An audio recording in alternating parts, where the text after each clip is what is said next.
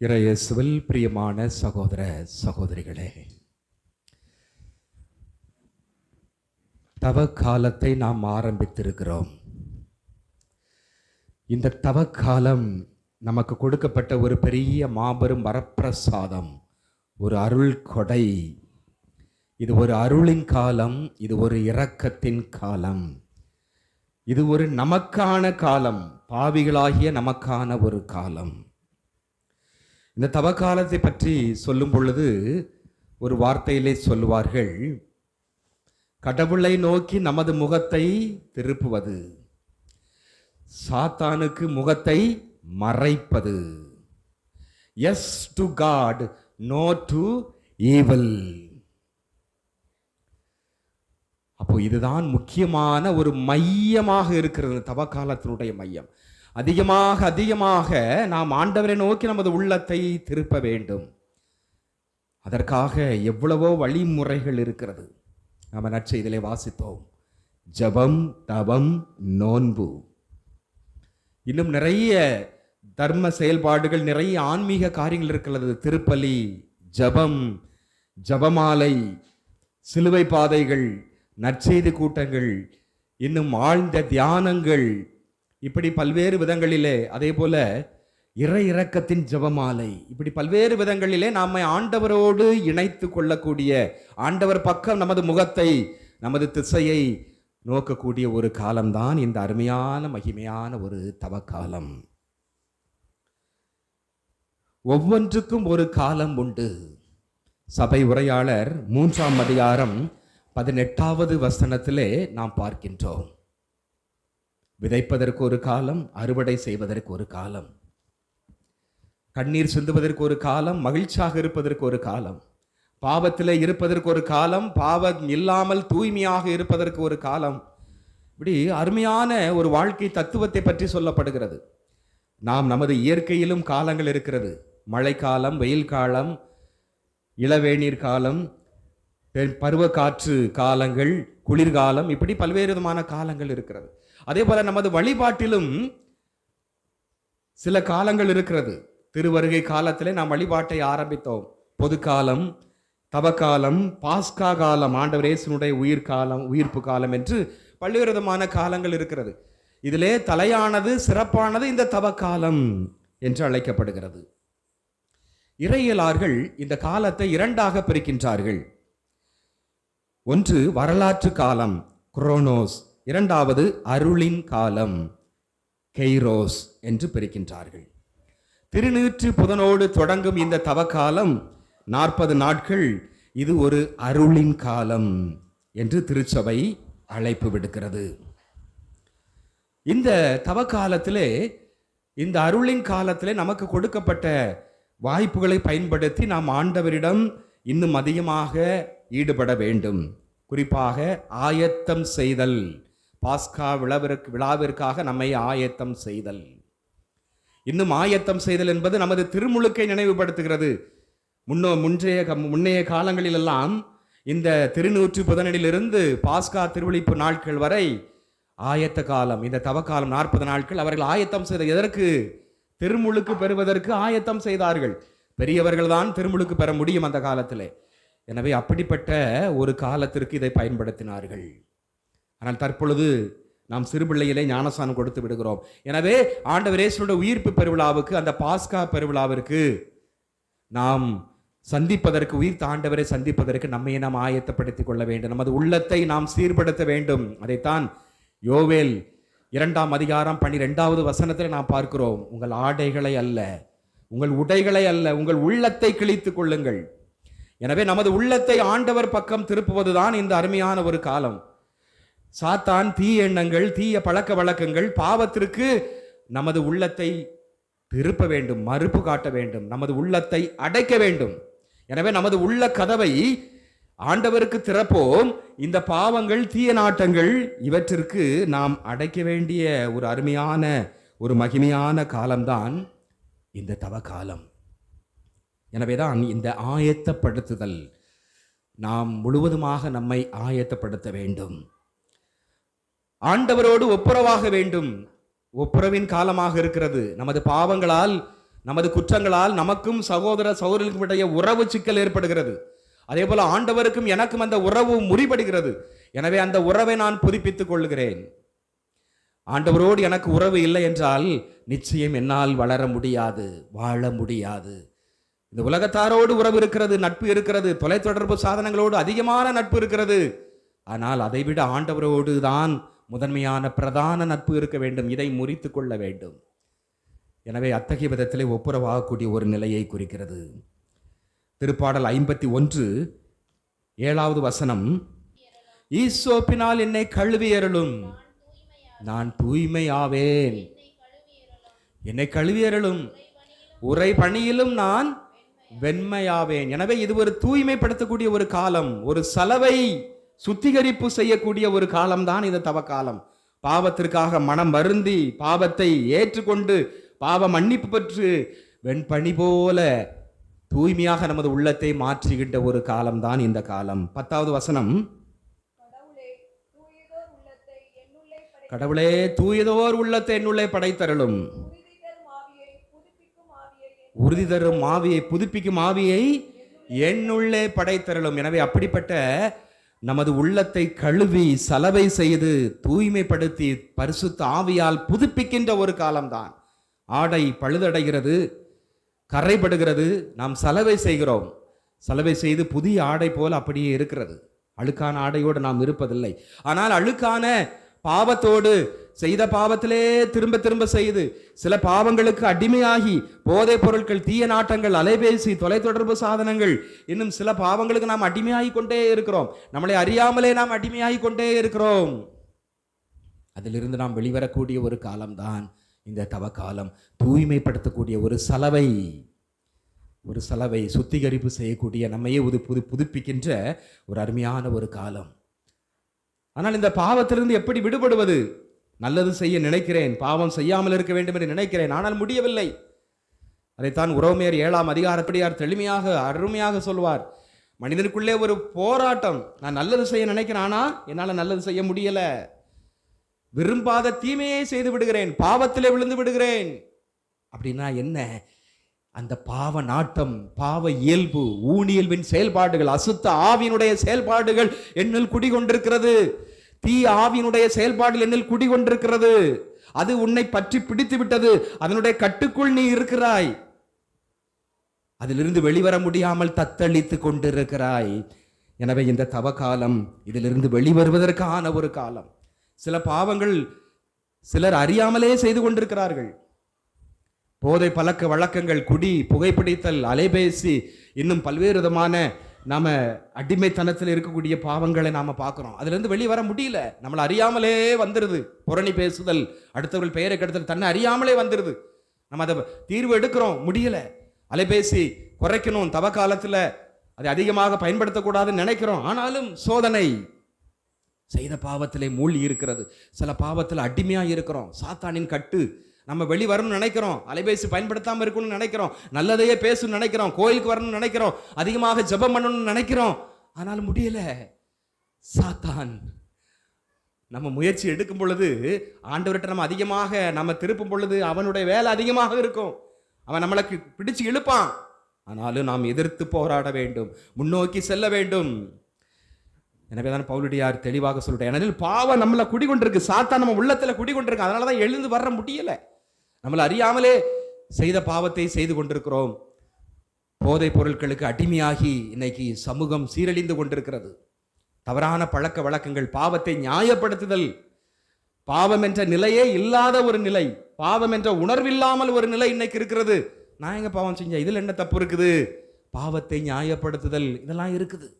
எனவே இதிலிருந்து வெளிவர வேண்டும். அப்பொழுதுதான் நாம் நமது உள்ளம் தூய்மையாக இருக்க முடியும். அதைத்தான் அருமையாக சொல்லுவார். 1 யோவான் 1ஆம் அதிகாரத்தில் நாம் அருமையாக பார்க்கிறோம். பாவத்தை ஒப்புக்கொண்டு அதைக்காக மனம் வருந்தி அதை அறிக்கையிடும் பொழுது நாம் பாவ மன்னிப்பு பெறுகிறோம், தூய்மை பெறுகிறோம். பாவம் நம்மிடம் இல்லை என்போமானால் நம்மையே நாம் ஏமாற்றிக் கொள்கிறோம். பாவம் நம்மிடம் இல்லை என்போம் என்றால் நம்மையே நாம் ஏமாற்றிக் கொள்வோம், உண்மையும் நம்மிடம் இராது. மாறாக நம் பாவங்களை நாம் ஒப்புக்கொள்வோம் என்றால் கடவுள் நம் பாவங்களை மன்னித்து குற்றம் அனைத்திலுமிருந்து நம்மை தூய்மைப்படுத்துவார். பாருங்க, அப்போ அழுமையாக அந்த தூய்மைப்படுத்துவார், சலவை செய்வார். அப்போ முதல் காரியம் நாம ஏற்றுக்கொள்ள வேண்டும். நான் ஒரு பாவி, நான் பாவம் செஞ்சுட்டேன், ஆண்டவர் பாதத்தில் போய் விழுந்துருங்க. ஆண்டவரே, நான் பாவி, நான் ஏற்றுக்கொள்றேன், நான் செய்தது எல்லாமே தவறு. ஏற்றுக்கொண்டு அப்பந்தான் நாம சலவை செய்ய முடியும். நான் அழுக்காக இருக்கிறேன், அப்போ அழுக்கு துணியானது சலவை செய்ய அந்த எந்திரத்திலே போடப்பட வேண்டும். இல்லை என்றால் அது அழுக்காக தான் இருக்கும். எனவே முதல்ல நான் பாவி அப்படின்னு சொல்லிட்டு ஆண்டவர் பாதத்தில் போய் விழணும். பரிசுத்த ஆவியானவருடைய ஒளியால், தூய ஆவியானவருடைய வல்லமையால் நம்மை தூய்மைப்படுத்துவார். நம்ம உழல நமது பாவத்தை ஏற்றுக்கொள்ளல அப்படின்னா நிச்சயம் நாம தூய்மையாக முடியாது. நாம் அழுக்காக தான் இருப்போம், பாவத்தோடே நாம் வாழ்ந்து கொண்டிருக்கிறோம் இருப்போம். பாவத்தினுடைய விளைவு சாவு. எனவே இதிலிருந்து ஒப்புரவாகி மனமாற்றம் பெற்று தூய்மையாக இருக்கக்கூடிய ஒரு அருமையான ஒரு காலம்தான் இந்த தவக்காலம். மத்தேயு நற்செய்தி 9ஆம் அதிகாரம் 13வது வசனத்தில் ஆண்டவர் சொல்றாரு, நேர்மையாளர்கள் அல்ல பாவிகளை அழைக்க வந்தேன். எனவே இது நமக்கான ஒரு காலம். 2 கொரிந்தியர் 6ஆம் அதிகாரம் 2வது வசனத்தில் வாசிக்கிறோம், இதுவே தகுந்த காலம், இதுவே தகுந்த காலம். எனவே இது நமக்கான காலம், இதுதான் தகுந்த காலம். எனவே இந்த தவ காலத்தை நாம் எப்படி பயன்படுத்த போகிறோம்? இந்த தவ காலத்தை மார்க் நற்செய்தி 1ஆம் அதிகாரம் 15 பார்க்கிறோம், மனம் திரும்பி நற்செய்தியை நம்புங்கள். மனம் திரும்பி நற்செய்தி, இறை வார்த்தையை நாம் நம்ப வேண்டும். ஆண்டவருடைய வார்த்தையை விவிலியம் அதிகமாக வாசிக்க வேண்டும். இறை வார்த்தையை ஒவ்வொரு நாளும் இந்த தவ காலத்தில் அதிகமாக வாசித்து தியானிக்க வேண்டும். அதுதான் இந்த தவ காலத்தினுடைய முக்கியம். எனவே ஏதோ நான் வாசிக்கிறேன், ஏதோ நான் பைபிளை ஃபுல்லா கரைச்சு குடிச்சிட்டேன், அப்படி இல்லை. இந்த தவ காலத்துல நாம சில பகுதிகளை ஆழ்ந்து வாசித்து தியானிக்க வேண்டும். அதான் ரொம்ப ரொம்ப முக்கியம். அதே போல எவ்வளவோ நம்ம அலைபேசியில் பார்க்குறோம், யூடியூப்ல இன்னைக்கு நிறைய தியான உரைகள் வருகிறது. அப்படி நல்ல காரியங்களை நாம் சிந்திப்போம். அதே போல மாதா டிவியில எவ்வளவோ முழுக்க முழுக்க நம்மை ஆண்டவர் பக்கம், ஆண்டவரை நோக்கி திருப்பக்கூடிய காரியங்கள் எவ்வளோ வருகிறது.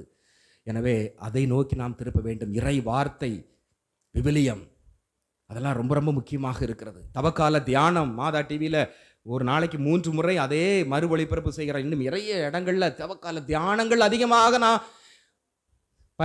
தியானத்துக்கு என்னால் செல்ல முடியவில்லை என்றாலும் நாம தொலைபேசியில இல்லைன்னா அலைபேசியில நாம பார்த்து அதற்குள்ளே நான் மூழ்கி இருக்க வேண்டும். மற்ற தேவையற்றவைகளுக்கு மூழ்காமல் இந்த நல்ல காரியங்களிலும் மூழ்கி இருக்கும் பொழுது நாம் ஒரு தூய ஒரு நிலையிலே நல்ல ஒரு அருமையான ஒரு தவ மனநிலையோடு இருப்பதற்கு ஒரு வாய்ப்பாக இருக்கும்.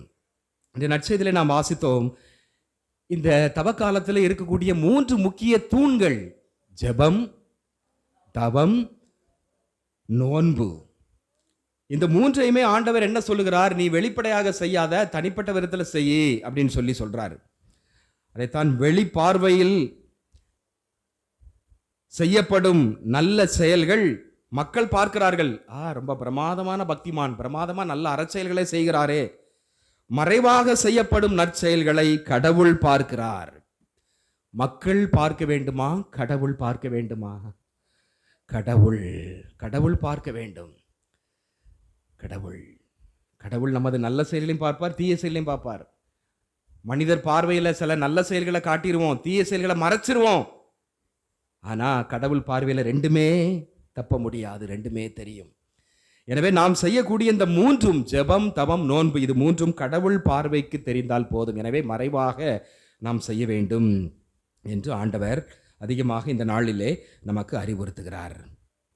இதிலே அந்த நோன்பு என்பதை பற்றி நாம் சிந்திப்போம். நோன்பு என்று நாம் அதிகமாக பேசுகிறோம்.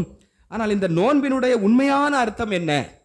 அதைத்தான் இறைவாக்கினர் எசாயா 58ஆம் அதிகாரம் 6-7 கொடுமை தலைகளை அவிழ்ப்பதும் நுகத்தின் பிணையல்களை அறுப்பதும் ஒடுக்கப்பட்டோரை விடுதலை செய்து அனுப்புவதும் எவ்வகை நுகத்தையும் உடைப்பதும் அன்றோ நான் தேர்ந்து கொள்ளும் நோன்பு.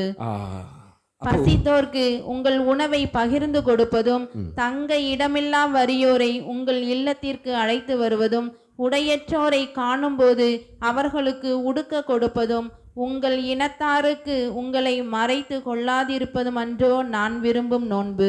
இதுதான் முக்கியமான நோன்பினுடைய முக்கிய ஒரு மைய அம்சமாக அது இருக்கிறது. ஏன்னா இஸ்ரேல் மக்கள் பழைய ஏற்பாட்டு காலத்திலும் சரி நோன்பு இருக்கிறேன்னு சொல்லி கொண்டு அதுக்கு முன்னால் பார்த்தா தெரியும் 3வது வசனம் 4வது வசனத்தில் மக்களை அடிப்பதும் பிடிப்பதும் சண்டை போடுவதும் குடிவெறி ஆட்டத்தில் இருப்பதும் இப்படி இருந்தார்கள். அப்பா நீ அதில் அர்த்தமே இல்லை. நோன்புடைய அர்த்தம் இதுதான், அறச்செயல்கள், வறியவர்களை பாதுகாப்பது. அதுதான் லூக்கா நடிச்சது 25ஆம் அதிகாரம் 40வது வசனத்திலே நாம் பார்க்கிறோம். சின்னஞ்சிறிய சகோதர சகோதரிக்கு எதையெல்லாம் செய்தீங்களோ அதை எல்லாமே எனக்கே செய்தீங்க.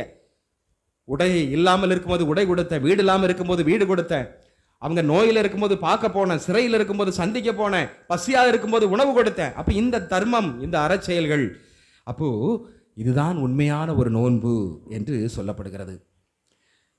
ரமலான் காலத்திலே இஸ்லாமியர்கள் 30 நாட்கள் நோன்பு இருக்கிறார்கள். இஸ்ரேல் மக்கள் நமது தவக்காலத்தில் நமக்கு புதன்கிழமை சாம்பல் புதன் மற்றும் பெரிய வெள்ளிக்கிழமை அதிகாரப்பூர்வமாக நோன்பு இருக்க அழைப்பு விடுக்கிறது. ஆனால் 40 நாட்களுமே நோன்பு இருப்பது அவரவருடைய தனிப்பட்ட விருப்பம். அதே போல் அசைவ உணவுகளை தவிர்த்திருப்பது ஒரு காரியமாக சொல்லப்படுகிறது. யூதர்களை பொறுத்த மட்டிலும் இந்த நோன்பு இருத்தல் ஒரு முக்கிய இடமாக இருந்தது. குறிப்பாக பாவ பரிகார நாட்களில் அவர்கள் நோன்பு இருந்தார்கள். லேவியர் 16ஆம் அதிகாரம் 31வது வசனத்தில் நாம் அதை பார்க்கலாம். நீதித்தலைவர்கள் 20-26, 1 சாமுவேல் 7ஆம் அதிகாரம் 6வது வசனத்திலும், நெகேமியா 9:1 தானியேல் 9ஆம் அதிகாரம் 3வது வசனத்திலும் பார்க்கின்றோம். பாவ பரிகாரமாக நோன்பு இருந்தார்கள். ஆனால் இதுவே ஒரு கடமையாக மாறிவிட்டது, இதுவே ஒரு அனிச்சை செயலாக மாறிவிட்டது. நோன்பினுடைய முக்கிய அம்சம் சாப்பாடு நான் விலகி இருக்கிறது மட்டும் இல்லை, அடுத்தவரை பார்க்க வேண்டும். அருமையாக பாருங்க, இந்த நோன்பினுடைய நல்ல காரியங்கள் 3 நிலையிலே நமக்கு சொல்லப்படுகிறது. ஒன்று, நோன்பு நல்லது. உடல் அளவிலே பார்க்கும் பொழுது அது நமது நோய் நொடிகளை தீர்க்கிறது. விலங்குகளை பாருங்கள், ஏதாவது அதுக்கு உடம்பு சரியில்லைன்னா சாப்பிடாம அது பாட்டுக்கு படுத்துரும், நோய் சரியாயிரும். 2வது, உடல் அளவிலே நமது உடல் உறுப்புகளுக்கு இது ஒரு ஓய்வை தந்து உற்சாகத்தை கொடுக்கிறது. டெய்லி நாம் சாப்பிடும் பொழுது எல்லா உடல் உறுப்புகளும் இயங்கி கொண்டே இருக்கிறது. அப்போ அதுக்கு கொஞ்சம் ஓய்வு. நம்ம டெய்லி வேலை செஞ்சுக்கிட்டே இருக்கிறோம், வாரத்தில் ஒரு நாள் ஓய்வு எடுக்கிறோம், அப்போ திரும்ப சுறுசுறுப்போடு. அதே போல நமது உடல் உறுப்புகளுக்கு இது ஒரு ஓய்வு. இது உடல் அளவிலே நோன்பு. 2வது, உறவு அளவிலே நோன்பு. பிறருடைய பசியை உணர வைக்கிறது. நம்ம ஒரு நாள் சாப்பிடாம ஒரு வேளை சாப்பிட இருக்கும் பொழுது நமக்கு தெரியும், 2வது நேரம் சாப்பிடாம இருக்கும் பொழுது ஆஹா என்ன பசி. அப்போ மற்றவங்க, தெருவில் இருக்கிறவங்க, அன்றாட காட்சிகளாக இருக்கிறவங்க, கூரை வீடுகளிலும் ஓலை வீடுகளிலும் வாழ்பவர்கள் இன்னைக்கு எவ்வளவு எத்தனை நாள் சாப்பிடாம இருந்திருப்பாங்க. அப்பா என்ன ஒரு வலி. அப்போ பசியினுடைய வலியை என் உடலிலே உணர உதவுகிறது. அடுத்து, நோன்பினால் வரக்கூடிய நான் ஒரு வேளை 2 வேளை சாப்பிடாம இருக்கிறேன், அந்த உணவை பிறரோடு பகிர்ந்து கொள்ள ஏதுவாகிறது. பாருங்க, உணவு மிச்சம், நாம 2 வேளை சாப்பிடாம இருக்கிறோன்னா அதை இன்னொருத்தர் கொடுக்கறதுக்கு. அடுத்து, 3வதாக சமுதாயத்தின் ஏழை எளியவர்கள் மட்டில ஒரு கரிசனை ஏற்படுகிறது, இரக்கம் ஏற்படுகிறது, ஒரு பரிதாபம் ஏற்படுகிறது. இப்படி இருக்கிறாங்களே அப்படின்னு சொல்லிட்டு. இது உறவு அளவிலே. 3வது, ஆன்மீக அளவிலே இந்த நோன்பு என்பது எப்படி பார்க்கப்படுகிறது? இறைவனை நோக்கி நமது அகப்பயணத்தை, நமது உள்ளத்தை நாம் திருப்புகின்றோம். அதே போல நமது ஐம்புலன்களும் கட்டுக்குள் வருகிறது. எனவே நமது உள்ளம் இறைவனை நோக்கி திறந்து இன்னும் அதிகமாக ஆண்டவரோடு இணைவதற்கு, பாவத்தை வெறுப்பதற்கு நமக்கு துணையாக இருக்கிறது.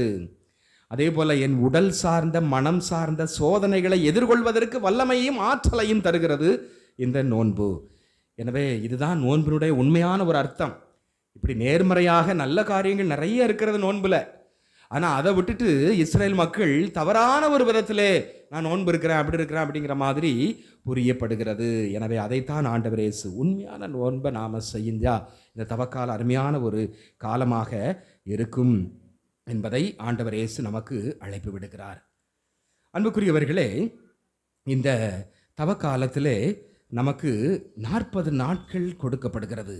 இந்த அருமையான இந்த 40 நாட்கள். ஏன் இந்த 40 நாட்கள்? முதலாவதாக விவிலியத்திலே பார்க்கும் பொழுது இந்த 40 என்ற எண் ஒரு முழுமை எண். முதலாவது, நோவாவின் காலத்திலே 40 பகலும் 40 இரவும் மண்ணுலகிலே பெருமழை வெள்ளம். தொடக்க நூல் 7ஆம் அதிகாரம் 12வது வசனம். எதுக்காக? பாவம் பெருகிற்று, கடவுளை மறந்தாங்க, படைத்தவரை மறந்தார்கள். மறந்து அவங்கவுங்க இஷ்டப்படி எல்லா பாவத்தையும் செய்ய ஆரம்பிச்சிட்டாங்க. அப்போ இந்த உலகம் படைக்கும் பொழுது கடவுள் நல்லதென கண்டார், ஆனா இப்பொழுது தீயதாயிற்று, பாலடைஞ்சு போச்சுது, சீர்கட்டு போச்சுது. எனவே அதை சுத்திகரிப்பு செய்ய வேண்டும் என்பதற்காக இந்த சுத்திகரிப்பு சலவை அந்த தவக்காலத்தினுடைய மைய சிந்தனை. அதனால தான் அந்த 40 நாட்கள் பெருமழை பெருவெள்ளம். இரண்டாவது, மோசேயோடு ஆண்டவர் உடன்படிக்கை செய்து கொண்டார். 10 கட்டளைகள் சீனாய் மலையிலே அவர் கொடுக்கிறார். அப்போ அந்த நிகழ்வுக்கு முன்பாக மோசே 40 பகலும் 40 இரவும் உண்ணா நோன்பு இருக்கிறார். தண்ணீர் கூட பருகாமல் சீனாய் மலையிலே தங்கி இருக்கிறார். அந்த 40 நாட்கள் அந்த 10 கட்டளைகளை பெறுவதற்காக. அந்த 10 கட்டளைகள் தான் ஒழுங்குமுறைகள், அதுதான் ஒரு மதத்தினுடைய கட்டுப்பாடுகள். அதற்கு முன்னால் மக்கள் தவறான காரியங்களை செய்து கொண்டிருந்தால் எது நல்லது எது கெட்டது என்று தெரியாமல் இருந்தார்கள். டூ அண்ட் டோன்ட்ஸ், அதுதான் 10 கட்டளைகள். எது சரி எது தவறு, எதை நான் செய்யணும் எதை நான் செய்யக்கூடாதுன்னு தெரியாத மக்களுக்கு. அப்போ முதலிலே ஒரு கட்டளைகள், முதலிலே ஒரு அருமையான ஒரு காரியம், ஒரு ஒழுங்குமுறை சட்டம் இயற்றப்பட்டது என்றால் அது இதுதான். முதல் சட்டம் சீனாய் மலையிலே. விடுதலை பயணம் 24ஆம் அதிகாரம் 18வது வசனத்தில் நாம் பார்க்கிறோம். மூன்றாவது, இஸ்ரேல் மக்கள் வாக்களிக்கப்பட்ட கானான் நாட்டை அடைவதற்கு முன்பாக அவர்கள் 40 ஆண்டுகள் பாலை நிலத்திலே பயணம். எக்ஸோடஸ், விடுதலை பயணம். 40 ஆண்டுகள். எவ்வளவு கஷ்டப்பட்டிருப்பாங்க, எவ்வளவு வேதனைப்பட்டிருப்பாங்க. எண்ணிக்கை நூல் 14:33 அலைந்து திரிகிறாங்க. அதை நாம் பார்க்கிறோம். அடுத்ததாக, நான்காவதாக, இறைவாக்கினர் எலியா இறைவனின் மலையாகிய ஓரேபு அதை அடைவதற்கு 40 பகலும் 40 இரவும் நடந்தார். ஆண்டவரை அந்த மலையிலே சந்தித்தார். எலியாவினுடைய வாழ்விலே ஒரு சலிப்பு, ஒரு தோல்வி ஏற்பட்டது. அதனால மலைக்கு போறார். என்னது அப்படின்னு சொல்லி ஆண்டவர் மேலே அவருக்கு ஒரு வெறுப்பாயிற்று. நல்லா இருந்தவர், அவருடைய வாழ்க்கையிலே ஒரு மனச்சஞ்சலம், மனக்குழப்பம், மனபாரம். அதை தீர்த்து கொள்வதற்காக ஓரேபு மலைக்கு போகிறார். 40 நாட்கள். ஆண்டவர் இயேசு கூட உருமாற்றம் அடைந்தார். அவருடைய வாழ்விலே சலிப்பு, விரக்தி, உருமாற்றம் அடைகிறார். இதே ஓரேபு மலையிலே ஆண்டவர், தாபோர் மலையிலே ஆண்டவர் இயேசு உருமாற்றம் அடைகிறார். அப்போ எலியாவினுடைய ஒரு உருமாற்றம், ஒரு உளமாற்றம், ஒரு புது வாழ்வுக்கு இந்த 40 நாள் நடந்தே அவர் செல்கிறார். தேவைப்பட்டது. யோனா 3ஆம் அதிகாரம் 40வது 1 அரசர் புத்தகம் 19ஆம் அதிகாரம் 8வது வசனத்தில் நாம் இதை பார்க்கலாம்.